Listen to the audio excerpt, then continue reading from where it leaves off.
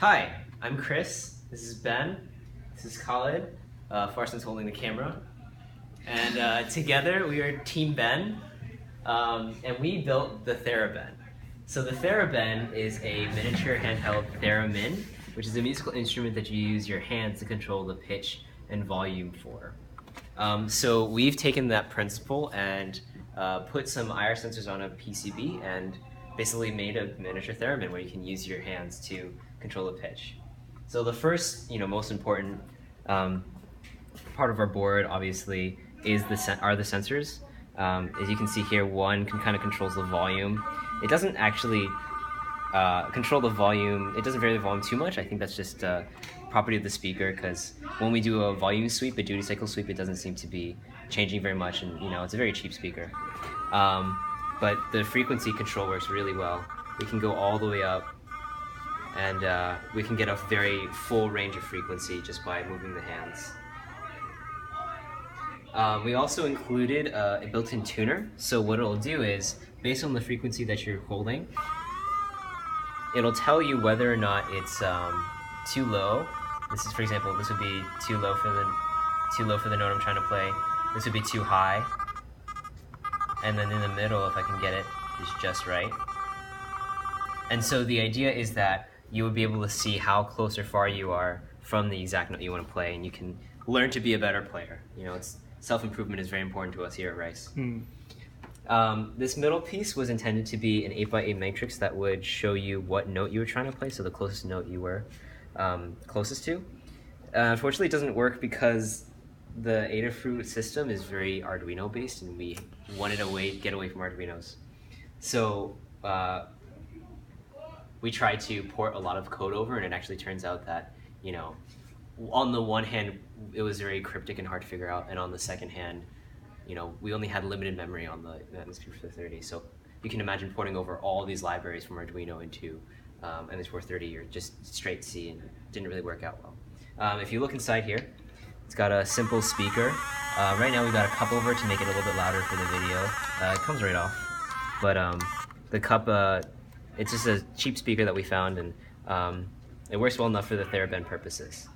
So yeah, that's our board. This is our schematic. You can kind of see that the ME2430 is kind of a central component, and everything's based around that, and everything comes into, comes together. Basically, all wires lead to the ME2430.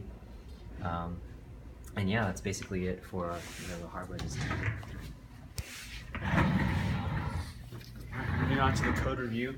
Ben, you want to start us off? Yes, all right. So first up here we have all of our variable declarations. We have a periods array that has the scientific values for each of the notes that we play, from C all the way down to B. Then we have all the rest of our variables and functions. We'll go through those later. Our main function starts with initializing the hardware and the interrupts, timers, all that sort of thing. Then we get down, after the initializations, to our main while loop, and this is where all the main stuff happens. All right, yeah, so the first thing that happens in our while loop is that we call it our read sensors function, and what that does is it takes the readings from both of our IR sensors, and what we had to do in this case was, like, the MSP is only capable of reading one ADC input at a time, so we had to have two different channels that we read, and this code just reads those two channels separately and stores the values from the two sensors into two spots in memory that we've reserved. And yeah, that's the first part. Then next, once read sensor gets those values, we get the raw value from that array and give it to our find duty cycle function, which takes the raw value, changes it by an offset, and scales it to get a duty cycle that we used for the volume. The other value from ADC res is the raw period value, which we give to a find period function that scales that, does an offset to give us a scaled period. And the next step in this process is to call find nearest note, and what that does is it takes the scaled period that we've just calculated, and it determines what actual note this pitch we're trying to play is closest to, and stores that for you, and it also determines how close to that note you are, so that we can send some message to our tuner later on that will help us display just like how off you are from the actual correct pitch, and that value will be stored in this note index variable, and it's later passed into display tuner here, and what that does is it just sets the correct bit to be displayed on the tuner, saying this is how far you are from the closest note that you just found. We also use the scaled period variable and the duty cycle variable to set the speaker values. So that sets the noise to the correct volume and pitch that the person wants to play. Yeah, that's it. That's our code. Moving on to a demo of the actual instrument. Yeah, as Chris showed earlier, the left sensor controls volume and the right one controls frequency. So here there's nothing over. My hand isn't covering this one, so we're not playing anything. As soon as I put my hand over, we hear a nice, very nice note. And we have a tuner here that displays what note we've played.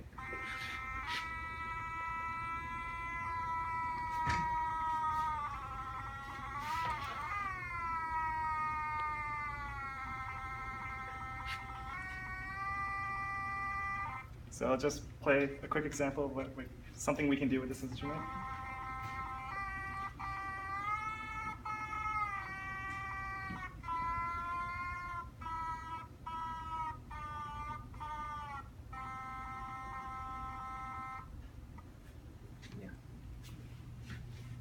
So that was ThereBen. We're all pretty proud of that project. We got basically all of our goals. We have a functioning instrument and we have a functioning tuner built on it. We don't have the note display, but we're pretty proud of the fact that we were able to match exactly the timer that we had on a professional app on a phone.